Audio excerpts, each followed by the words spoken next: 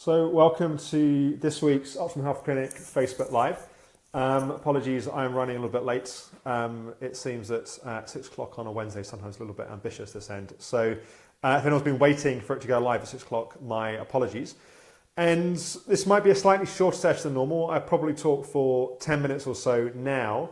But if there are questions, tonight might be a good time to answer a few questions during the kind of session. So if you want to post any questions or start posting questions underneath, I will hopefully have a little bit of time to respond to them in the session. So I wanted to talk tonight about sustainable recovery from ME, chronic fatigue, fibromyalgia.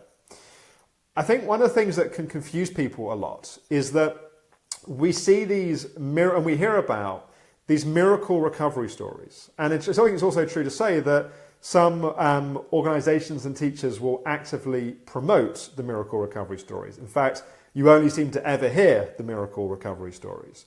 And I think this can, of course, it can be inspiring, it can be helpful, but I think it also causes some problems. I think one of the problems is that it's often not an entirely accurate reflection of the wider picture of what's happening. What it also does is it often leads to people feeling like if they don't have their miracle recovery story with a particular treatment program, there's something wrong with them, like they've failed. And I always think that therapeutically, if it doesn't work, people are going to blame one of three things. They're going to blame themselves, they're going to blame the therapist, or they're going to blame the therapy which they were doing. And I would always argue the one thing you never want a client to do after having treatment is to blame themselves. Because if you come away from a treatment that hasn't worked and you feel like it's your fault, you're actually worse off than you were before. It's better to go and do something, and if it doesn't work, at least blame the therapist or the therapy. So I'm always very nervous of anything where someone goes and does something, and when it doesn't work, they feel it's their fault, and often miracle recovery stories do that because there is no approach out there that has 95% or 90% or 80% of people that will do an approach and have a miracle recovery. In fact, miracle recoveries are really dangerous because I've personally worked with and come across a number of people that have had so-called miracle recoveries. People that have had miracle recoveries with the Optimum Health Clinic and people that have had miracle recoveries with other approaches. And not always, and by the way, if you have had a miracle recovery, what I'm about to say is not what always happens, not what necessarily even happens in the majority of cases, but it certainly can happen, which is you have the miracle recovery, you feel amazing for a period of time, and then you end up crashing and having a relapse, which was sometimes even worse on the other side. And other times you're not having a relapse, which maybe wasn't as bad as where you were, but the recovery didn't sustain. And so the holy grail for me and for the Optimum Health Clinic, when we work with someone, is not miracle recovery, it's sustainable recovery. I would rather my patients have a recovery which takes a longish period of time, which they find frustrating and too slow, and they wish it was happening faster, but it's solid. And on the other side, their health is stable, and they get to go back and live a sustainable life. Than someone that's maybe feeling crap for a long time, do something, feel like they're on top of the world, and in the other side of it, recreate the same life they had before, because they got out almost too easy. Like they did something that just kind of clicked and worked, and they didn't integrate the deeper lessons that were necessary to prevent going back to approaching life in the way that it was before. I think something else that's related to this that I think is also important, and it's something that I think surprises people, is I don't believe in positive thinking. In fact, I think that positive thinking can be one of the worst things that you can do on the recovery path from ME, chronic fatigue, fibromyalgia. That probably sounds like an absurd statement, given that I have a psychology department of which I've been a kind of key part. But what I mean by this is what goes up in a way which is unsustainable must come back down again. So when your mood goes up in a way which is unsustainable, it comes down again. If your recovery goes up in a way which is unsustainable, it comes back down again. And so the problem is, if you are overinflating your level of recovery, you will have a piece of information which redresses that.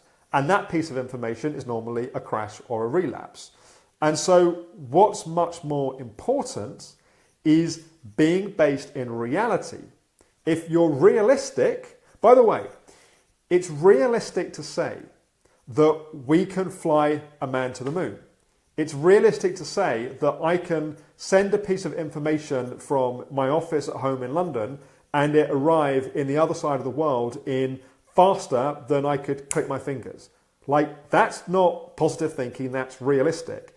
There are amazing things that happen in reality. The problem is most people are unrealistic in how negative they are. And a move from being negative to being realistic appears like being positive. And so we can get this idea of that someone's really positive. I don't know if this is still working. I've never had someone try and phone me during a Facebook Live before. It's actually a really important phone call that I need to take in a minute.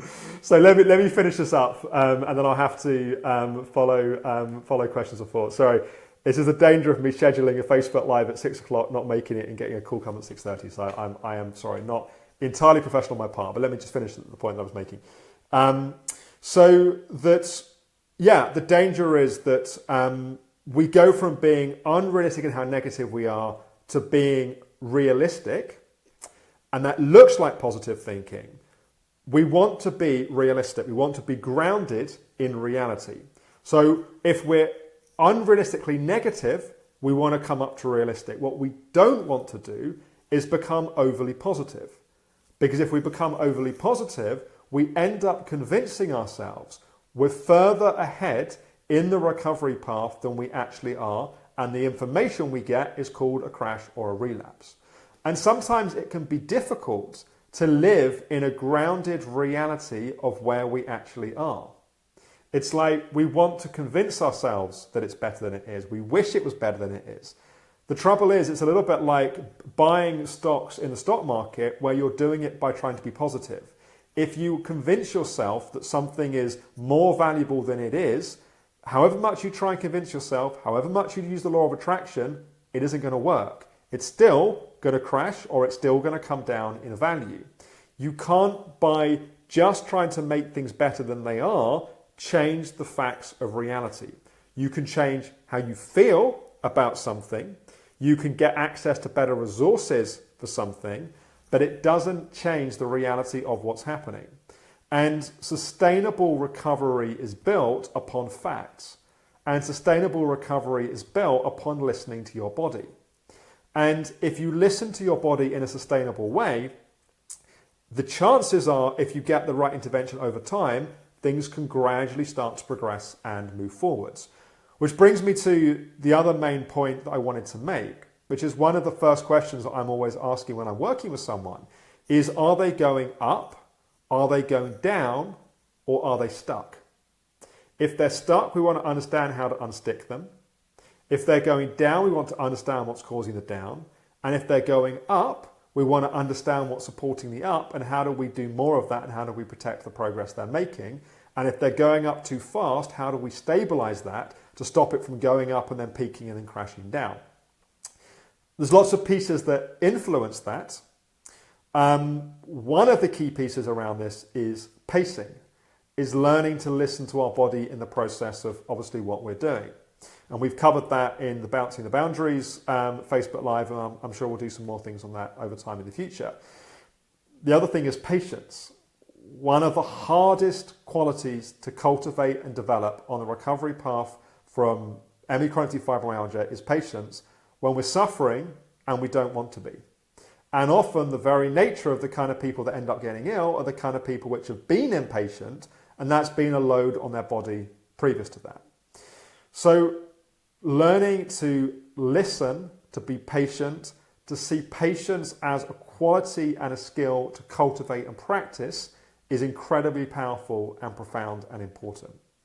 And next time you hear about miracle recovery stories, remember, sustainable recovery is more important than miracle recovery, because miracle recoveries don't always last. They do sometimes, and I'm not trying to be unfairly negative towards them, but they don't always, and often these testimonials are taken a few days after the miracle thing happened. They're not followed up 6 months, a year, 2 years later.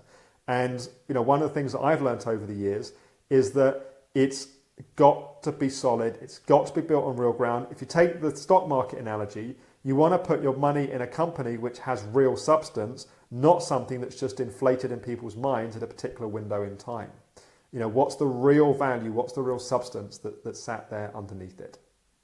So I hope that's been useful. I'm sorry it was later than planned, and it's actually going to have to be a little bit shorter than planned, but I will jump on and answer questions later on.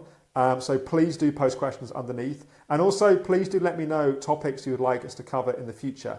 It's helpful for you to kind of say, I'd like more on this or more on that. And obviously I'd be very happy to respond to that. So I hope that's been useful, and thank you everyone. And again, my apologies for the timings.